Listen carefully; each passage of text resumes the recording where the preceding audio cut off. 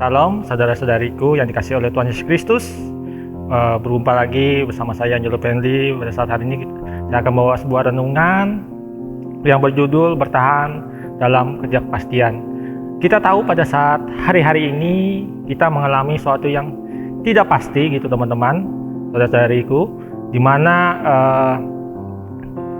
masa-masa ketidakpastian ini kita mengalami sebuah wabah yang membuat kita berpikir kapan ini akan berakhir, kapan kita bisa bekerja seperti biasanya, kapan kita bisa berkumpul seperti biasanya, kapan kita bisa beraktivitas seperti biasanya.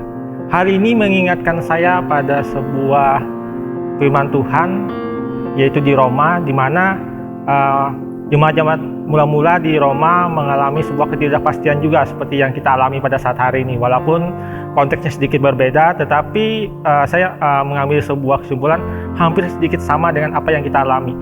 Jemaat mula-mula di Roma juga mengalami ketidakpastian, di mana mereka mengalami tekanan baik dari pihak Romawi, baik pihak Yahudi, karena status mereka. Terlebih juga jemaat mula-mula di sana, teman-teman, itu mengalami yang namanya perpecahan di dalam jemaatnya sendiri gitu. Jadi pada saat hari ini tidak jauh berbeda dengan apa yang kita alami.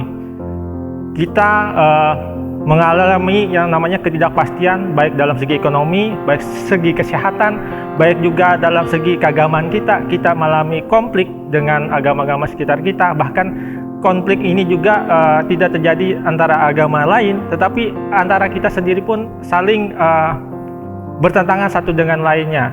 Nah, bagaimana kita pada saat hari ini bertahan dalam ketidakpastian ini, teman-teman? Itu kita akan baca dalam Roma 12 ayat 11 dan ke-12. Saya akan bacakan di sini. Janganlah hendaknya kerajinanmu kendor, biarlah rohmu menyala-nyala dan layanilah Tuhan. Bersukacitalah dalam pengharapan, sabarlah dalam kesesakan, dan bertekunlah dalam doa. Nah, bagaimana kita pada saat hari ini bertahan dalam ketidakpastian? Yang pertama yang bisa kita lakukan adalah janganlah hendaknya kerajinanmu kendor. Berarti kita harus giat. Giat dalam artian bahwa kita mencari Tuhan setiap waktu. Baik itu kita membangun relasi kita kepada Tuhan, baik itu kita melakukannya dalam doa kita, dalam renungan firman Tuhan kita, dan sebagainya. Tetap giat mencari Tuhan. Tetap giat mencari Tuhan. Yang kedua adalah biarlah rohmu nyala-nyala. Biarlah rohmu bernyala-nyala. Di sini kita bisa artikan bahwa kita harus bersemangat. Jangan lesu, jangan loyo. Tetap energik. Dalam situasi yang tidak kepastian ini kita tetap bersemangat, kita tetap energik. Yang ketiga adalah tetap layanilah Tuhan. Tetap layani Tuhan di sini, di mana layani Tuhan bukan berbicara kita harus melayani di atas mimbar, tetapi melayani Tuhan itu banyak fungsinya, banyak versinya. Terutama yang bagi kita anak-anak muda gitu ya. Layani Tuhan adalah menjadi teladan dalam keluarga kita. Kita bisa memberikan contoh yang baik, kita bisa melakukan hal yang baik, memberikan dampak yang baik bagi orang-orang sekitar kita. Itu adalah bentuk pelayanan kita kepada Tuhan yang nyata, menjadi dampak yang baik bagi sekitar kita. Yang keempat, bersukacitalah dalam pengharapan. Dalam ketidakpastian ini kita perlu namanya bersukacita.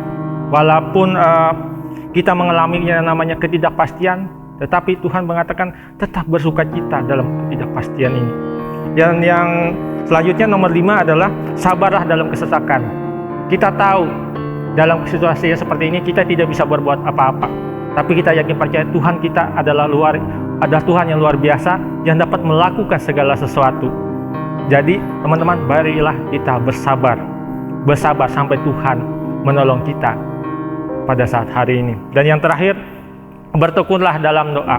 Walaupun pada saat hari ini kita mengalami sesuatu yang ketidakpastian, keadaan-keadaan yang tidak tentu, tetapi yakin percayalah, tetap kita bertekun kepada Tuhan, kita cari Tuhan, tetap berdoa, berharap penuh kepada Tuhan, yakin dan percaya Tuhan akan buka jalan bagi kita pada saat hari ini.